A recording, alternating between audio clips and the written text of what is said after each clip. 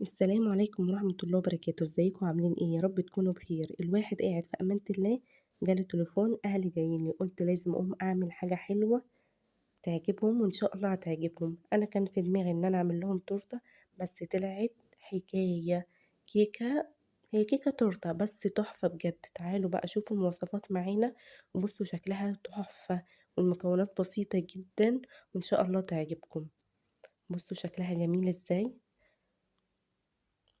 بجد كانت تحفة. الواحد جه يعمل حاجة طلعت حاجة تانية. نقول بسم الله الرحمن الرحيم. ومعانا المكونات بتاعتنا 3 بيضات أو بيضتين المتوفر عندك. أنا هنزل ب3 بيضات.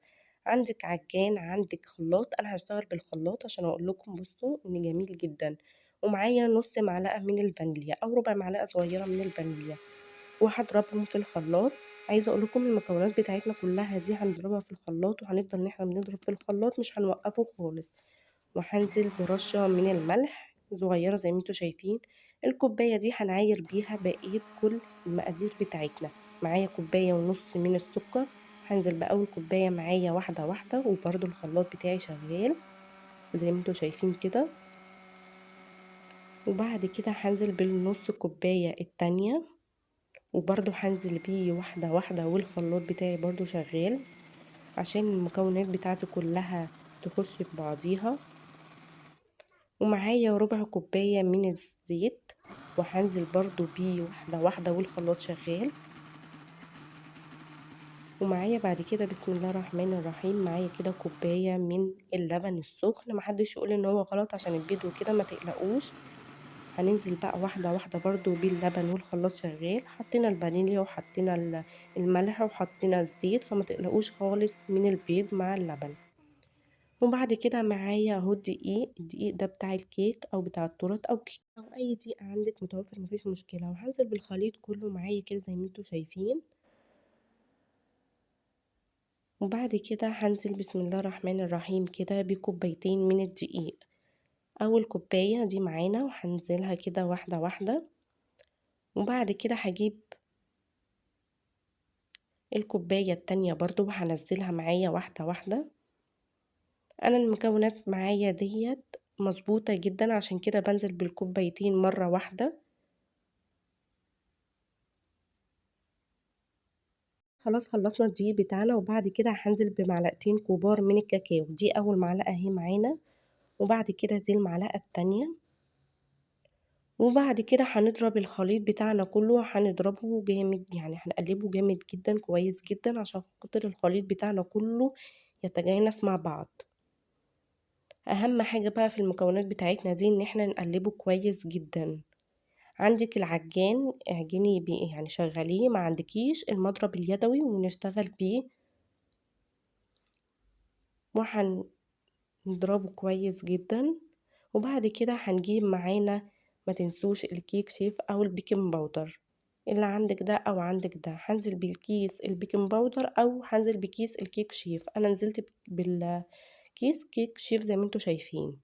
وبعد كده هضرب برضو المكونات بتاعتي كويس جدا عشان تتجانس مع بعض. هفضل ان انا اديهم ضربة كده لحد ما المكونات بتاعتي كلها تختفي معانا. ما تنسوش معانا محسن الكيك او محسن التورته. هنزل بمعلقة من الخل، او لو عندك ليمون يبقى عصرة بسيطة جدا من الليمون، بجد جميل جدا لازم تجربوه. وبعد كده هدي المكونات بتاعتي برضو ضربة كويسة جدا. وهجيب صينية عندي، هجيب قطعة صغيرة من الزبدة او من السمنة، وهأدهن الصينية بتاعتي كلها من تحت والطروف بتاعتها. وممكن ان انت تتخطي كل دوت لو عندك ورق من الزبدة. انا قلت لكم الحاجات المتوفرة عندي عشان كنت خلاص ان انا مزنوقة يعني. وبعد كده هدي ضربة كويسة جدا للمكونات بتاعتي، وهاجي بقى انزلها في الصينية بتاعتي. يعني اي حاجة متوفرة عندك اعملي بيها اشتغلي بيها. هنزل بقى بالمكونات بتاعتي كلها كده في الصينية، وانا مشغلة عندي الفرن من قبليها. وبعد كده هجيب كده الشوكة عشان اطلع الهواء من الكيكة من فوق كده، حاجة بسيطة. هتلاقوا بصوا في مفرقعات صغيرة ده الهواء بيطلع منها. هديها ضربة كده عشان اطلع بقية الهواء منها. ويلا بينا نحطها في الفرن بتاعنا. تعالوا بقى هنعمل الكريم جانتيه. انا بصراحة جايباه جاهز كده، جايبة كيس جاهز. هو المفروض المكونات بتاعتي دي تبقى كيسين من الكريم جانتيه، بس أنا دوّة المتوفر عندي زي ما قُلت لكم، كيس واحد. معايا مَيّة متلجة زي ما أنتم شُفتوا، وهانزل بيها واحدة، واحدة عشان عايزة الكريم جانتيه بتاعي يبقى متماسك كده، مش عايزاه إن هو يبقى سايب. وبعد كده هاجيب الشوكولاتة معايا، شوكولاتة خام قطع، ومعلقة من الشوكولاتة، يعني أي شوكولاتة متوفرة عندِك، ومعلقتين من الزيت، وبُق من اللبن أو معلقة من اللبن، وهاحطه في الميكروويف دقيقة وعلى بخار من المَيّة. وبعد كده الكيكة طلعت معانا أهي جميلة جدًا، أنا باقول لكم أهو إن أنا جربتها بالسكينة زي ما أنتم شايفين، ما فيش أي حاجة طلعت فيها، أنا كده قلبتها معاكم. هاجيب بقى سكينة كده مشرشرة عشان تبقى سهلة نقطّع بيها الكيكة أو التورتة اللي أنا كنت عايزة أعملها. أنا باقطّعها كده بسم الله الرحمن الرحيم، باقطّعها كده من النُص عشان أطلّعها قطعتين. عايزة تقطّعيها تقطّعيها، مش عايزة ممكن تخلّيها كده على فكرة تبقى تحفة، لو مش هتعرفي تقطّعيها خلّيها كده. وهاجيب الكريم جانتيه وأحدّي طبقة من الكريم جانتيه، وأنا للأسف كانت عايزة كيسين كريم جانتيه، بس أنا هابتدي إن أنا أشتغل بالكريم جانتيه المتوفر عندي. هادّيها كده طبقة من الكريم جانتيه زي ما أنتم شايفين. هابتدي إن أنا أحط نُص الكريم جانتيه عشان لمّا أحط الطبقة التانية هاحطها، أنا كده حطيت الطبقة التانية من الكيكة عشان أحط عليها بقية الكريم جانتيه، واللي هي الشوكولاتة ساحت معايا، وهاجي أحطها على الكيكة بتاعتي أو التورتة. أنا المفروض كنت أحطها في التلاجة، بس عشان كنت مستعجلة عليها جدًا، فحطيت المكونات كلها فوق بعض، وللأسف هي ساحت معايا. بس تعالوا أوريكم إزاي هنعالج اللي إحنا عملناه. أنا كده خلاص أهو بادهنها وباسويها وباعدل شكلها، ما تقلقوش شكلها هتطلع تحفة على فكرة، بس الاستعجال وِحِش بجد، يعني حاولوا إن الواحد ما يبقاش مستعجل على الحاجة عشان تطلع حلوة. بس بجد هي طلعت برضه يعني كانت طالعة تحفة، كلّهم ما كانوش متخيلين إن هي هتطلع كده أصلًا. أنا باحاول إن أنا أهو أسويها، وباسويها كويس جدًا. وبعد كده هاجيب بقية الشوكولاتة بتاعتنا، وهاجيب كيس صغير كده وأحط الشوكولاتة بتاعتنا وافتحها كده خرم صغير جدًا عشان أجرنش بيها الكيكة. أنا حطيتها كده في التلاجة علشان خاطر بقى نعدل شكلها خالص، وهنحط الطبقة الأخيرة من الشوكولاتة عشان نعدل بقى كل اللي إحنا عملناه. عايزة أقول لكم الطبقة دي فرقت جامد جدًا، بس فرقت معانا ليه؟ عشان حطيناها في التلاجة. اوعوا تستعجلوا عليها وحطوها في التلاجة. أول ما تحطوا الكريم جانتيه حطوها في التلاجة الأول قبل ما تحطوا عليها الشوكولاتة.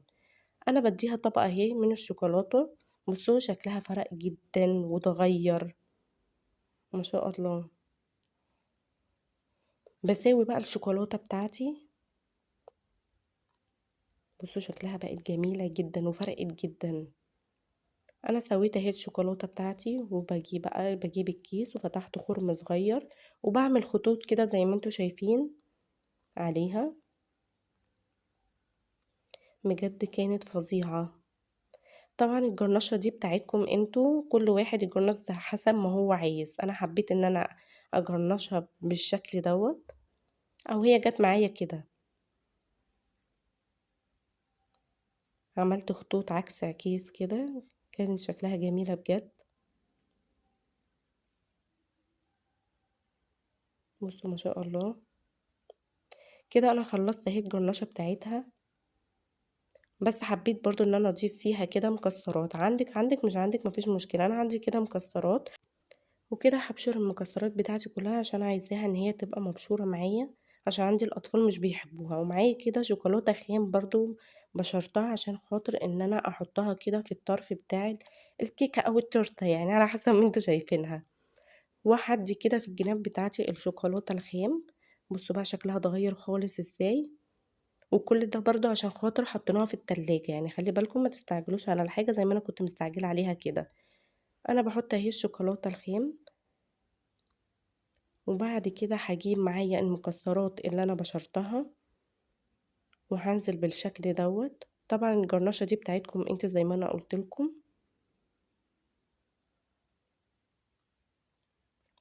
حبيت إن أنا أعمل الشكل ده، أو الواحد حسب ما هو إيده يعني بتعمل وهو بيشتغل.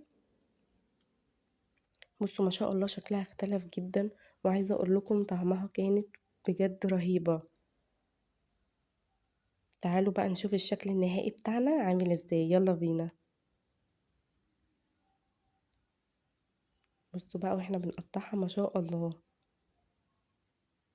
متماسكة وما سابتش معانا، وطعمها جميلة جدا، وشكلها اختلف معانا جدا. وبصوا ده هو الطبقتين اللي احنا عملناهم. لو مش عايزة تعمليهم مفيش مشكلة، وبصوا عليه ما شاء الله ازاي جميلة جدا. تعالوا بقى بصوا كده، يلا بينا ندوق.